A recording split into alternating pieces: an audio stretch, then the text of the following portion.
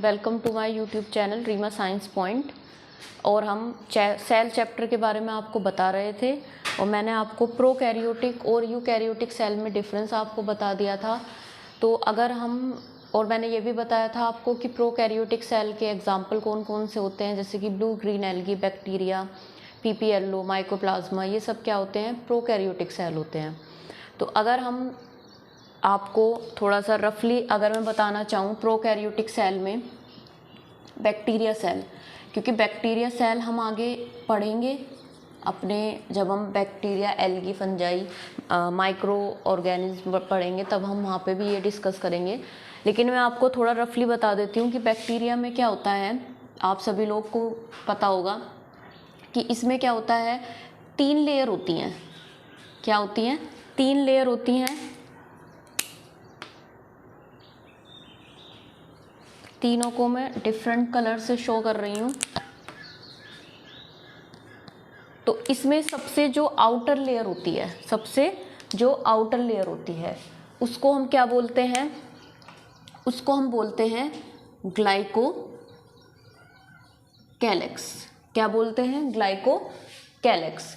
Glycocalyx हम इसको बोलते हैं। और लेकिन अगर ये ग्लाइकोकैलेक्स क्या है, अगर ये ग्लाइकोकैलेक्स आपकी कैसी होती है, टाइट होती है एंड हार्ड होती है। कैसी होती है?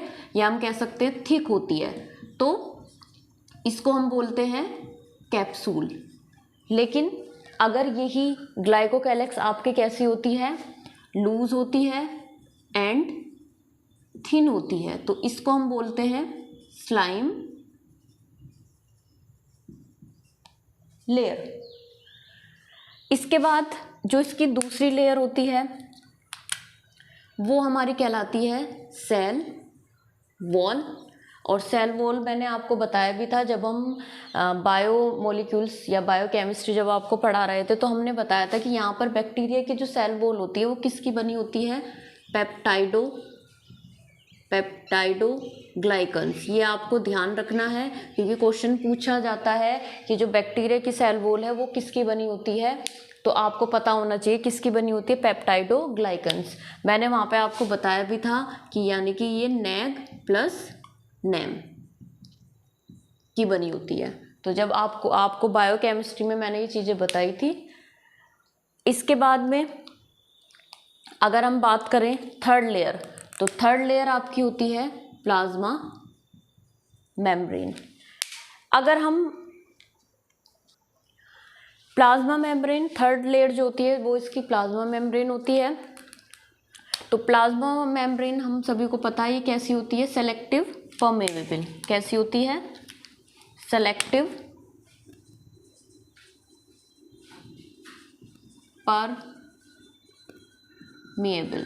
यानी कि ये क्या करती है कि कुछ सेलेक्टेड सब्सटेंसेस को ही सेल के अंदर आने देती है। जब हम अभी आगे आपको सेल मेम्ब्रेन हम पढ़ाएंगे तो उसमें सेल वॉल और प्लाज्मा मेम्ब्रेन हम आपको बताएंगे, तो वहाँ पे हम प्लाज्मा मेम्ब्रेन की स्ट्रक्चर और इसके कंपोजिशन और एक फ्लूइड मोज़ेक मॉडल होता है उसके बारे में आपको बताएंगे। अभी आप सिर्फ इतना ध्यान रखिए कि जो प्लाज्मा मेम्ब्रेन है वो सेलेक्टिव परमेएबल मेम्ब्रेन है।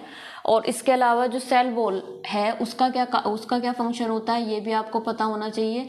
तो इसका फंक्शन होता है, एक तो ये सपोर्ट करती है। क्या करती है? सपोर्ट करती है। इसके अलावा क्या करती है कि ये प्रिवेंट करती है, प्रिवेंट फ्रॉम बस्टिंग। तो कहने का मीन्स ये है कि जो ग्लाइकोकैलेक्स है, सेल वॉल है और प्लाज्मा मेम्ब्रेन, ग्लाइकोकैलेक्स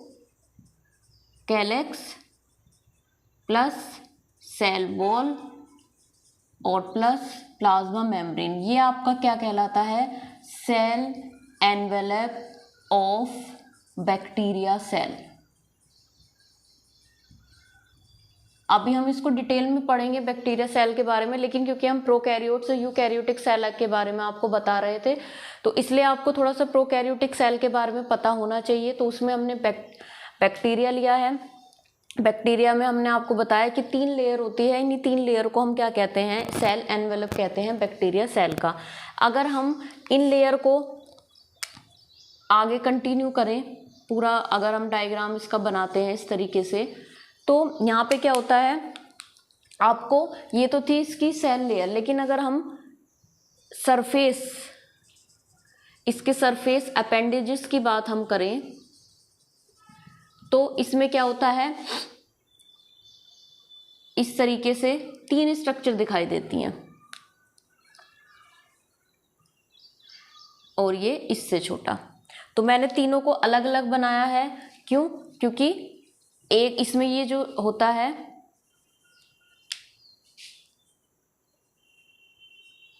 ये सबसे जो लॉन्ग स्ट्रक्चर आप देख रहे हैं ये आपकी होती है, क्या होती है, फ्लैजला।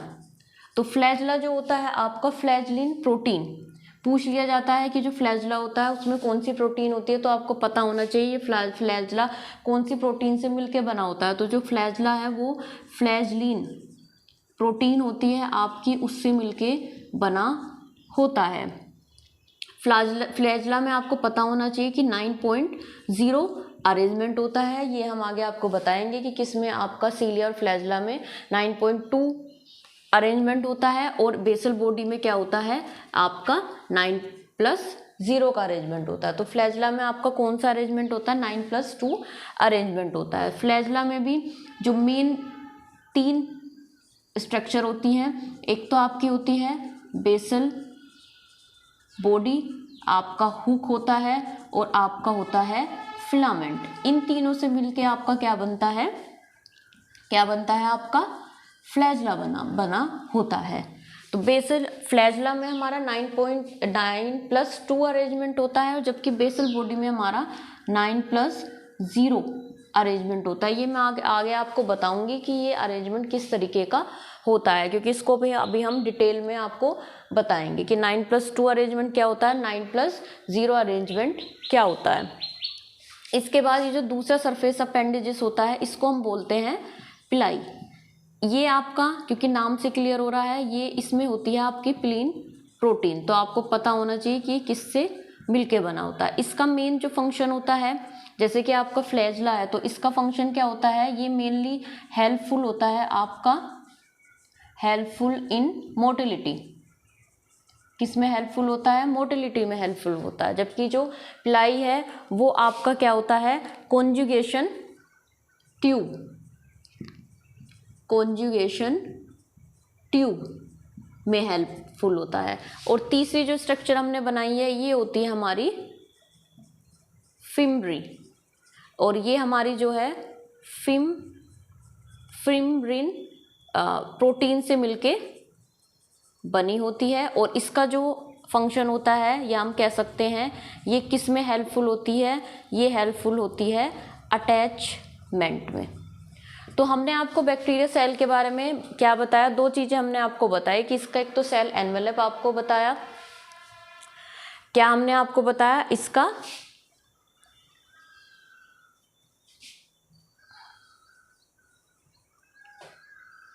ये इसका है फंक्शन, ये इसका है हेल्पफुल इन अटैचमेंट। तो इसमें हमने आपको क्या बताया कि 3 इसकी क्या होती है, सेल एनवेलप जो होता है बैक्टीरिया सेल का वो आपका प्लाज्मा में सबसे आउटर जो होती है वो ग्लाइकोकैलिक्स होती है, फिर आपकी सेल वॉल होती है, फिर आपकी प्लाज्मा मेम्ब्रेन होती है। वो ये बनाता है बैक्टीरिया सेल का सेल एनवेलप। इसमें आपको पता होना चाहिए कि सेल वॉल किसकी बनी होती है, क्या उसका फंक्शन होता है, क्लियर। इसके बाद हमने अगर हम उसके सरफेस अपेंडेजेस की बात करते हैं तो मैंने आपको 3 स्ट्रक्चर उसमें बताई, आपका फ्लैजला होता है, फिम्ब्री होता है, प्लाई होता है। प्रोटीन हमें पता होनी चाहिए कौन कौन सी प्रोटीन होती है और इनका फंक्शन हमें पता होना चाहिए, क्लियर। इसके बाद में इसमें अगर हम बात करें तो जो ये हमारी इन अंदर की जो लेयर होती है प्लाज्मा मेम्ब्रेन, तो हम इसमें जो है अंदर इस तरीके के फोल्डिंग्स देखने को मिलते हैं जिसको हम क्या कहते हैं, मीजोसोम्स। तो ये भी कभी पूछ लिया जाता है कि मीजोसोम्स कहाँ मिलते हैं, तो आपको पता होना चाहिए मीजोसोम्स हमारे बैक्टीरियल सेल में मिलते हैं। और मीजोसोम का क्या फंक्शन होता है, तो मीजोसोम का क्या फंक्शन होता है, एक तो ये आपके हेल्पफुल होते हैं इन रेस्पिरेशन में, जितने ज़्यादा आपके क्या होंगे मीजोसोम्स होंगे उतना ही ज़्यादा बैक्टीरिया सेल में क्या होता है, रेस्पिरेशन होता है। दूसरा आपका ये क्या करते हैं, इंक्रीज करते हैं सरफेस एरिया को इंक्रीज करते हैं। तीसरा आपका होता है कि ये आपका एक्सक्रीशन में भी हेल्पफुल होते हैं, एक्सक्रीशन में। और फोर्थ आपका होता है कि ये क्या करते हैं, डीएनए रेप्लिकेशन, डीएनए रेप्लिकेशन में हेल्पफुल होते हैं। डीएनए रेप्लिकेशन हम आपको बताएंगे जब हम मॉलिक्यूलर बायोलॉजी पढ़ेंगे कि डीएनए रेप्लिकेशन क्या होता है। और डीएनए रेप्लिकेशन करने के साथ साथ में ये किस में हेल्पफुल होते हैं, जो भी हमारा जेनेटिक मटेरियल बना उसको क्या करते हैं, ये नेक्स्ट जनरेशन में ट्रांसफ़र करते हैं। तो कहने का मीन्स ये है कि आपको पता होना चाहिए कि बैक्टीरिया सेल में क्या क्या इसकी स्ट्रक्चर होती है, मेसोसोम्स कहाँ पे होते हैं, ये होते हैं इनफोल्डिंग ऑफ प्लाज्मा मेम्ब्रेन, क्या इनके फंक्शन होते हैं।